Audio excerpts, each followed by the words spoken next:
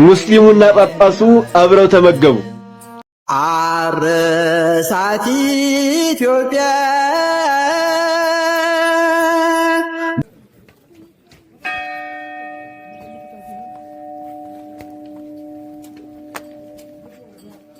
ተክልዬ እኮ ያመቱ ናቸው። እስቲ ተክልዬን የምትወዱ ይህን መዝሙር አብራችሁ ዘምሩ። ተክለ ሃይማኖት ጻድቅ ስምህ ድናል ከመውደቅ። ሰላም ጤና ይስጥልኝ። በመላው ዓለም የምትገኙ የዮሐ ሚዲያ ተከታታዮች እንዴት አላችሁ? ዛሬ እንግዲህ የጻድቁ የአቡነ ተክለ ሃይማኖት በዓል ይከበራል። የቅዱስ ሚካኤል ወራዊ በዓል ነው። ሁላችንም እንኳን አደረሰን አደረሳችሁ። ዛሬ በደብረ ሊባኖስ ትልቅ በዓል አከባበር ነው ያለው። ስለዛ ነገር እንዴት ነው የሚከበረው፣ ምንድነው እዛ የተከሰተው የሚለውን እንመለከታለን። ስለ ቅዱስ ሚካኤል አንዳንድ ነገር መንፈሳዊ ነገሮችን የምንማማርበት ዕለት ነው። እስከ መርሐ ግብሩ ፍጻሜ አብራችን ቆዩ። ሁላችሁንም ተክልዬ አባታችን ይባርኳችሁ። በኮሜንት ሴክሽን ላይ ተክልዬ አባቴ ይባርኩን እያላችሁ ጻፉ። እስከ መርሐ ግብሩ ፍጻሜ አብራችሁኝ እንድትቆዩ እየጠየቅኩ ይህን ቪዲዮ ላይክ አድርጉት፣ ለብዙዎች እንዲደርስ ደግሞ ሼር አድርጉ። አንዳንዶቻችሁ እንግዲህ ይህን ቪዲዮ የምትመለከቱ ሰብስክራይብም እያደረጋችሁ ያላችሁም ሰብስክራይብ በማድረግ ቤተሰብ ሁኑ እያልኩኝ መርሐ ግብሮቹን እንከታተል። አንድ ክርስቲያን ግንቦት 12 የሚከበረውን ዓመታዊ ክብረ በዓል ለምን እንደሆነ ማወቅና መረዳት አለበት። በስመ አብ ወወልድ ወመንፈስ ቅዱስ አሃዱ አምላክ አሚን። መዝሙረኛው ዳዊት በመዝሙር 4 ከቁጥር 2 እስከ 3 እናንተ የሰው ልጆች እስከ መቼ ድረስ ልባችሁን ታከብዳላችሁ? እግዚአብሔር በጻድቁ እንደተገለጠ እወቁ። እንግዲህ ግንቦት 12 የሦስቱ ቅዱሳን ዓመታዊ መታሰቢያቸው ነው። አንደኛው አዲስ ሐዋርያ በመባል የሚጠራው አባታችን ተክለ ሃይማኖት ነው። ይህም ለምን ይከበራል ሲባል አጽማቸው ከደብረ አሰቦ ወደ ደብረ ሊባኖስ የፈለሰበት ዕለት ነው። ፍልሰተ አጽም በመባል ይጠራል ማለት ነው። ሁለተኛው ደግሞ የቤተ ክርስቲያናችን ሊቅ የሆነው ዮሐንስ አፈወርቅ ያረፈበት ዕለት መታሰቢያ ነው። ሶስተኛው እናታችን ክርስቶስ ሰምራ ሰይጣንን ልታስታርቅ በሄደችበት ጊዜ ከሲኦል ቅዱስ ሚካኤል እየተራዳት ብዙ እልፍ ነፍሳትን ያወጣችበት መታሰቢያ ነው። ስለዚህ አንድ ክርስቲያን የቅዱሳን በዓላቸውን ማሰብን አያስታጉል። ምክንያቱም መጽሐፈ ምሳሌ ምዕራፍ 10 ከቁጥር 7 ላይ የጻድቅ መታሰቢያ ለበረከት ነው ይላል። ስለዚህ ከፈጣሪ የቅዱሳንን በረከት ለማግኘት ቅዱሳንን ማክበር ተገቢ ነው ማለት ነው። ወስብሐት ለእግዚአብሔር። ቆየን። አንዲት ሴት እኮ የአቡነ ተክለ ሃይማኖትን ዝክር እየዘከረች ሽፍቶች ተሰብስበው መጥተው የዚችን ሴትዮ ጠላ በጥብጠን እንጠጣዋለን ብለው ገቡ። ታው የአቡነ ተክለ ሃይማኖት ዝክር ነው፣ በቀኑ ከመጣችሁ ለእናንተ ጭምር ይሆናችኋል። አይ አይሆንም አሏት። ገባሬ ታምር አባቴ ተክለ ሃይማኖት አለ፣ ተው አይሆንም፣ እስቲ የአባትሽ ሲያስጥልሽ እናያለን አሏት። ወዲያው ምን አለች? ተክለ ሃይማኖት አባቴ ጠላውንም እኔንም ሰውረኝ ብላ ጸለየች። ስትጸልይ ጠላውም ተሰወረ፣ ሴትየቱም ተሰወረ። ኋላ ሽፍቶቹ በሙሉ እንደውር በዚህ እኮ ነበር የገባች፣ በዚህ ነው እኔ እኮ አይቻት ነበር እያሉ እየተጋፏት እያለፉ ሳያዩዋት መልሰው ወጥተው ሄዱ ይላል። ሃይማኖት ላለው ሰው በሽፍታ መሃልም ተሰውሮ ይሄዳል። ጻድቁ ኢዮብ ዋሻ ገብቶ አይደለም ሄዳነ። ጻድቁ ሎጥ ባጠገቡ ሲኖር ሰው ሁሉ የሚኖርባት የሰዶም ምድር በሙሉ በኃጢአት የተሞላች ናት። ኃጢአትን ይሰራሉ። ኃጢአትን መስራታቸው ብቻ እንዳይመስላችሁ የገዛ ልጆቻቸውን በግብረ ሰዶም ኃጢአት የሚሰሩ ሰዎች ነበሩ። ኋላ መላእክት ወደ ሎጥ ቤት ሲገቡ ምን አሉ መሰላችሁ? እሱ ሰው መስለውት በእንግድነት ተቀበላቸው። ሚካኤልና ገብርኤል ናቸው። ከሎጥ ቤት በእንግድነት መጥተው ኋላ በእንግድነት ሲቀበላቸው ጎረቤቶቹ ከአንተ ቤት መልከኛ ሰዎች ገብተዋልና ኃጢአት እንድንሰራ ስጠን አሉት። ተመልከቱ። ሎጥ ደግ ስለነበረ ምን አላቸው መሰላችሁ? አይሆንም፣ እሱ ሰው መስለውት ነው። ከፈለጋችሁ የኔ 2 ሴቶች ልጆች አሉኝ እነሱን ልስጣችሁ አለ። ምን ያህል ደግ ሰው እንደሆነ ተቀበሉ። ተመልከቱ። እንግዳ አሳልፌ አልሰጥም አለ። አይሆንም ካልክማ እንግዳ በግድ እንገባለን ቤትንም እናቃጥለዋለን ሲሉ የሰዶም ሰዎች ጠቅላላ እውር ሆኑ ይላል። እዚያ በኋላ የሎጥ ቤት ጠፍቷቸው አይናቸው እየተድበሰበሰ እዚያው ቀሩ። ሚካኤልና ገብርኤል ሁለቱ መላእክት ሎጥን ይዘው ወደ ተራራው ሸሹ። እነዚያ በጉልበታቸው ተመክተው በኃይላቸው ተመክተው በብዛታቸው ተመክተው የሎጥን ቤት ሊያቃጥሉ የመጡት የሰዶም ሰዎች ግን እዚያው እሳቱ ነው ቀሩ። እግዚአብሔር መሳሪያ ስለያዝን እግዚአብሔር ስለተሰበሰብን ብቻ የሚጠብቅ አይደለም። ከኛ ጋር ከሆነ ጠላቶቻችንን አይናቸውን እውር አድርጎ በጠላቶቻችን መካከል በሰላም እንድናልፍ ያደርጋል። ወር በገባ በ12 ቀን ቅዱስ ሚካኤል ይገርማቸዋል። መልአኩ ቅዱስ ሚካኤል ወር በገባ በ12 እንዲታሰብ የደነገገው ቅዱስ አትናቴዎስ ነው። ቅዱስ አትናቴዎስ ቅዱስ ሚካኤል ወር በገባ በ12 እንዲከበር ከመደንገጉ አስቀድሞ ወር በገባ በ12 ዜውስ የሚባል ጣዖት የሚያመልኩ ማህበረሰቦች ነበሩ። በዚህ ቀኑን ዜውስ ብለው ጠርተው ዜውስ ለሚባል ጣዖት የሚሰግዱ ነበሩ።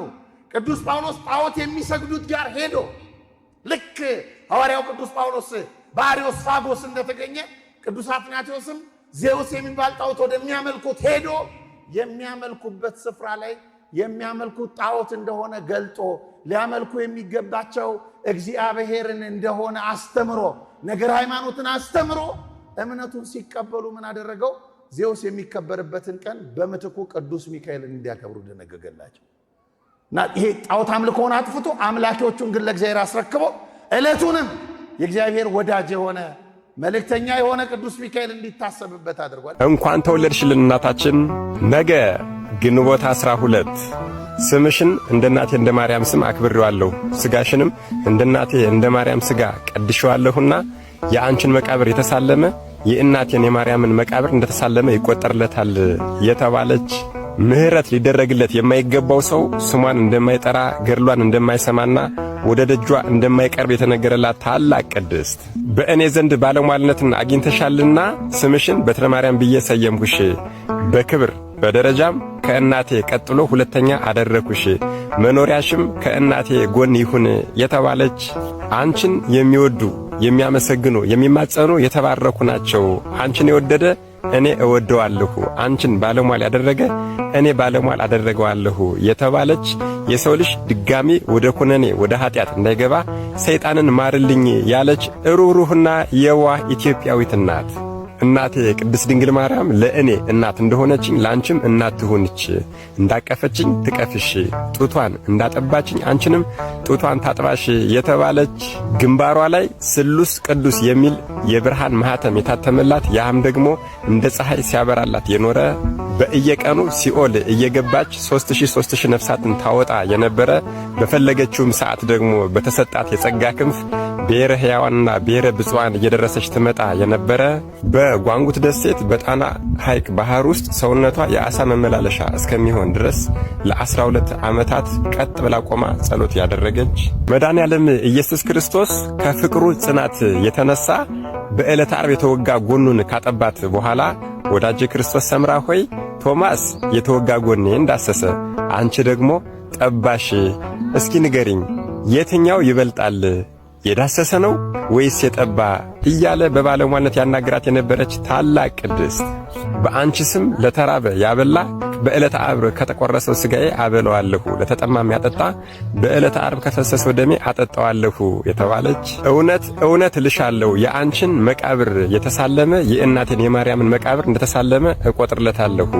ምን እሱ ብቻ የኔን መቃብር ጎለጎታ እንደተሳለመ እቆጥርለታለሁ። ምህረት ሊደረግለት ያልተገባው ነፍስ ገድልሽን ተአምርሽን አይሰማም። የአንቺን ተአምርና ገድል ሊሰማ የተፋጠነውን በሙሉ ተስፋ መንግሥተ ሰማያትን አሳየዋለሁ። በዚህች ምድር ላይ ለ375 ዓመታት በተጋድሎ የኖረችው ታላቋ ኢትዮጵያዊቷ ቅድስታችን እናታችን ቅድስት ክርስቶስ ሰምራ ባለ 12 ክንፏ ነገ ግንቦት 12 የተወለደችበት የልደት በዓሏ ነው። ሌላው ዛሬ ግንቦት 12 በዚህ ቀን የሐዲስ ሐዋርያ የታላቁ አባታችን የአቡነ ተክለ ሃይማኖት ፍልሰተ አጽማቸው ነው። አዎ አባቴ አባቴ የሚለኝ ልጄ ልጄ እንደምለው በፍልሰተ አጽሜ በዓል ይገኝ ያሉበት ታላቁ በዓላቸው ፍልሰተ አጽማቸው ግንቦት 12 ነው። መድኃኔዓለም ኢየሱስ ክርስቶስ ከታላቁ አባታችን ከሐዲስ ሐዋርያ ከአቡነ ተክለ ሃይማኖት የፍልሰት አጽማቸው በዓልና ከእናታችን ከቅድስት ክርስቶስ ሰምራ የልደት በዓል ረድኤት፣ በረከት፣ ምልጃ፣ ቃል ኪዳን፣ ፍቅር አይለየን። አሜን። ይቆየን።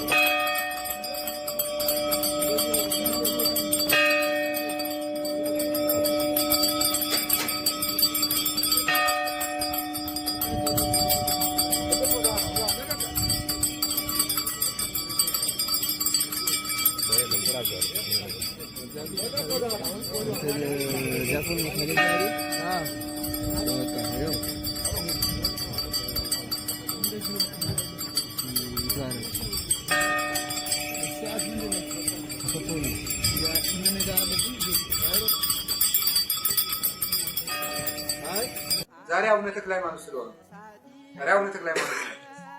እና አቡነ ተክለ ሃይማኖት ስለሆነ የእግዚአብሔር ሰላም በሰው እንዲደርስ ሰው ረድኤት እንዲያገኝ ሰው ቅድስና እንዲያገኝ ሰው ከእግዚአብሔር ጋር እንዲገናኝ ጸዋሪ እግዚአብሔር አንዱ አቡነ ተክለ ሃይማኖት እግዚአብሔር እኔ ሰው በምድረ ኢትዮጵያ ተንከራተዋል። እግዚአብሔርን ወደ ሰው ለማድረስ ክርስቶስን ለሰው ለማድረስ ለመስበክ በሰው ልብ ክርስቶስ እንዲያድር እሳት እየተቀቀሉ ገደል እየተወረወሩ እግዚአብሔርን ከሰው ልብ እንዲያድር ሰዎች የእግዚአብሔር ማደሪያ እንዲሆኑ አድርገዋል አቡነ ተክለ ሃይማኖት። ከዚህ የተነሳ ለኔ አንድ ነገር ልንገራችሁ። አሁን የመጀመሪያዊቱ ቤተክርስቲያን 3ኛው 4ኛው ክፍለ ዘመን ጀምሮ እስከ 8ኛው ክፍለ ዘመን የነበሩ አበው ምን ያደርጋሉ? አንድ ቅዱስ ለህይወታቸው ፊት አውራሪ ያደርጋሉ። ወይም ያ ቅዱስ የህይወታቸው አርአያ ይሆናቸዋል። በጸሎትም ይመጸናሉ። ሲቸግራቸው ያን ቅዱስ ከእግዚአብሔር ጠይቅልኝ ብለው ይለምኑታል። እና ይህ ምን ይባላል? በስነ መለኮት ትምህርት ፓትሪዮት ሴንት ይባላል። እንግሊዘኛው ብዙ አይመችም፣ እንደውም ሲጨንቅ ነው እንጂ ፓትሪዮት ሴንት ማለት ቃል በቃል ይፈታ ጀግና ቅዱስ እንደማለት ነው። ግን ምን ማለት ነው? መሪ ቅዱስ ማለት ነው። መሪ የሚመራ ያችን ነፍስ የሚመራት ቅዱስ ማለት ነው። እና አንድ ቅዱስ መርጦ ያን ቅዱስ የቤቱ መሪ ማድረግ ይቻላል። ከክርስቶስ ጋር የሚያገናኙ ወደ አምልኮተ እግዚአብሔር የሚያደርግ ገድሉን አራያ የሚያደርጉት እንደዚህ ያለ ቅዱስ ይመረጣል። እና እኔ በህይወታቸው ባልኖርም አቡነ ተክለ ሃይማኖት የእኔ ፓትሪዮት ሴንት ናቸው ማለት እወዳቸዋለሁ። ሲጨንቀኝ ሁሉ እለምናቸዋለሁ። በገድላቸው እታመናለሁ፣ እውነት እግዚአብሔር በሚያውቀው። ስለዚህ ልመናዬንም ይሰሙኛል። እግዚአብሔር ወደ እርሱ እንድደርስም በንስሐም በሁሉ ነገር ይረዱኛል። ይህን አምናለሁ። አባታችን አቡነ ተክለ ሃይማኖትን የእሱ ሰላም እንዲደርሰን ምክንያት አድርጎ ስላዘጋጀልን መድኃኔዓለም ክብር ምስጋና ይግባው። ይህንን ለመናገር ነው የፈለግኩት። ስለዚህ እግዚአብሔር በቅዱሳን አባቶቻችን በኩል ከኛ ጋር ነው። አሁንም ድረስ ይህን ማድረግ ትችላላችሁ።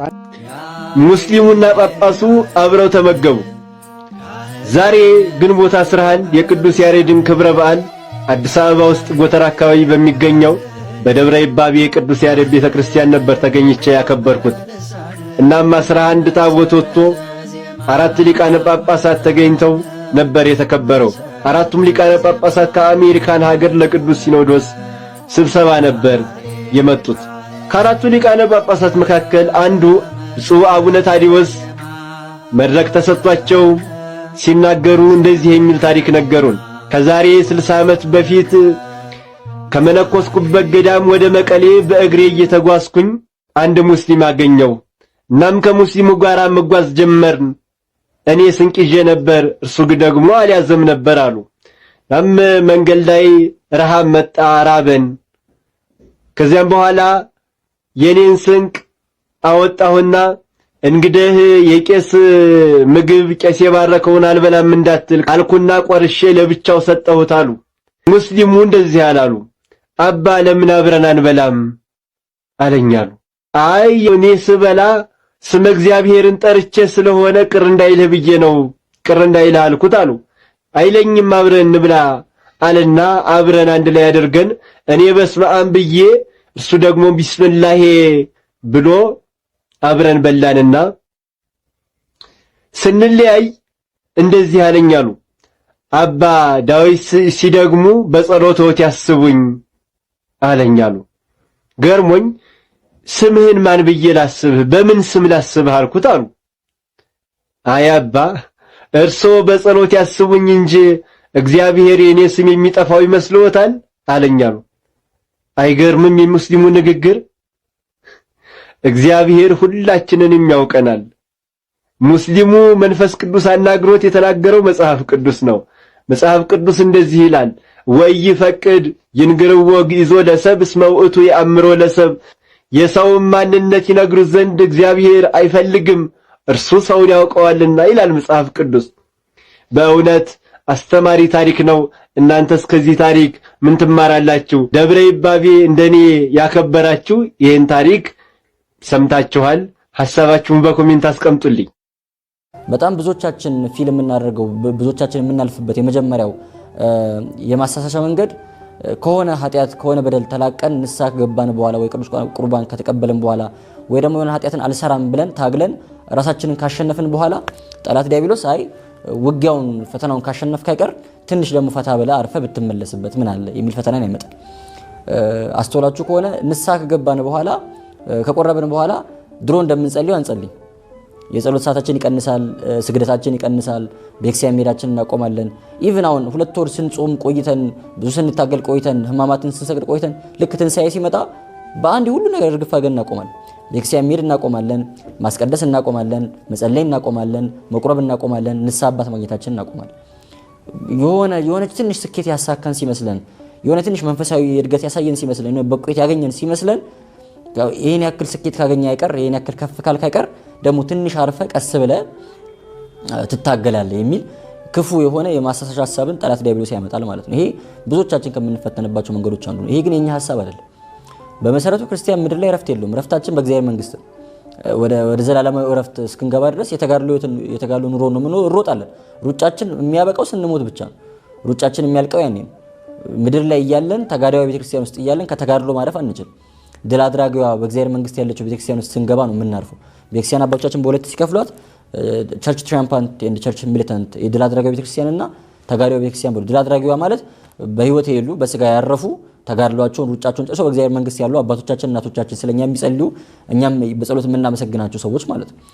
ተጋዳዩ ቤተክርስቲያን ማለት ግን እኛ ነን። በምድር ላይ ያለን ገና እየተጋደልን በመውደቅ በመነሳት ውስጥ ወደ እግዚአብሔር ለመቅረብ በሚደረግ ጥረት ውስጥ የምንመላለስ ሰዎች በተጋዳዩ ቤተክርስቲያን ውስጥ ያለን ክርስቲያኖች ነው። በተጋዳዩ ቤተክርስቲያን ውስጥ ሆኖ እረፍት የለም። ተጋድሎ ላይ ሆኖ እረፍት የለም። መስቀል ላይ ሆኖ እረፍት የለም። ማረፍ አለብን። የምናርፈው ወደ እግዚአብሔር መንግስት ስንሄድ በቃ እውነተኛው እረፍታችን ዘላለማዊ እረፍታችን እዛ ስለሆነ ማለት ነው። ዊኒንግ ባትል ኢዝ ናት ዊኒንግ ዘ ዋር ይላሉ ፈረንጆቹ። በሆነ ግንባር ላይ ማሸነፍ ጦርነቱን ማሸነፍ አይደለም። አምባላጌ ላይ ጣሊያንን ስላሸነፍን አድዋ አያስፈልግም ማለት አንችልም። ጦርነቱ እስኪያልቅ መዋጋት አለብን። የሆነ ግንባር ላይ የሆነ ቦታ ላይ የሆነ ኃጢአት ማሸነፍ የሆነ ትግል ማሸነፍ በቃ አብቅቷል የሚያሰኝ ክርስቲያናዊ ህይወት እንደዛ ነው። ልክ ስንቆርብ በቃ ቅዱስ ሆነን ማለት አይደለም። ቀጥለን ከዜሮ ነው የምንጀምረው፣ እንደ አዲስ ነው የምንጀምረው። ስለዚህ ልክ አንድ ሰው ንስሐ ገብቶ ቀኖና ተቀብሎ እየሰገደ እየጾመ ከቆየ በኋላ ሲቆርብ ጾሙን ጸሎቱን ምናምን ማቆም የለበትም፣ መቀጠል ያለበት። እኔ ፐርሰናሊ ሰውን የምመክረው እንደውም ቀኖናውን መቀጠል ነው ያለበት። በቀኖና የተሰጠውን አይነት ህይወት የስግደቱን ህይወት የጾሙን ህይወት መቀጠል ነው ያለበት። እንደው መጾም ባይችል መጸለይ መስገድ ማለት ነው። እና መንፈሳዊ ህይወታችንን የሆነ ጋፕ ሰተነው ብዙዎቻችን ይገጥመናል። በቃ ልክ ከቆረብን በኋላ የሆነ ምን ጠላው ከባድ የምንለውን ኃጢአት እስክንሰራ ድረስ መጸለይ ያለብን አይመስልም። ልክ የሆነ ኃጢአት ስንሰራ ነው ቃይ ትዝ የሚለን መጸለዩ፣ አባ ጋር መሄዱ፣ ንስሐ መግባቱ ምናምን ትዝ የሚለን ያን ጊዜ ነው።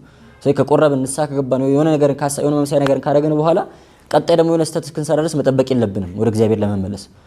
ያ መንፈሳዊ ድርጊታችን እንደ አቺቭመንት እንደ ብቃት ተቆጥሮ ከእግዚአብሔር እንዳያርቀን ምንም እንዳልሰራ ሰው እኔ እንዳልያዝኩት ቆጥራለሁ ከኋላ ያለውን እየረሳው ከፊት ያለውን ለመያዝ ዘረጋለሁ እንዳለ ቅዱስ ጳውሎስ በፊልጵስዩስ መልእክቱ ምዕራፍ 3 ላይ ከኋላ ያለውን ዘንግተን ከፊት ያለውን ለመያዝ ነው እንጂ መሞከር ያለብን አይ በቃ አሁን አሳክቻለሁ አሁን ጥሩ ላይ ነኝ እያልን መዘናጋት የለብንም ማለት መዘናጋት የለብንም። ስለዚህ ጠላት ዲያብሎስ እኛን ከሚያዘናጋባቸው የፈተና መንገዶች የመጀመሪያው በቃ እቺን ነገር ካሳካ አይቀር ጥሩ ነገር አሁን ጥሩ ላይ ነው ያለው ከጾም ካይቀር ይሄን ሁሉ ወር ከጾም ካይቀር ንስሐ ከገባህ አይቀር ከቆረብክ አይቀር አሁን ደግሞ ትንሽ ርፍ በልና ከዛ ደግሞ ቀስ ብለህ ትጀምራለህ እያለ ከጸሎታችን እንድናስታጉል መንፈሳዊታችንን ትግላችንን ቆም እንድናደርግ ሊያታለን ሊያስተን ይሞክራል ማለት ነው። ቅዱስ ጳውሎስ እንዳለ በሰይጣን እንዳንታለል የሱን መንገድ የሱን ሐሳብ የሱን ክፋት አንስተውምና አናጣውምና ብለን ራሳችንን ከዚህ አይነት ፈተና ከዚህ አይነት ድካም መጠበቅ ይገባናል ማለት ነው።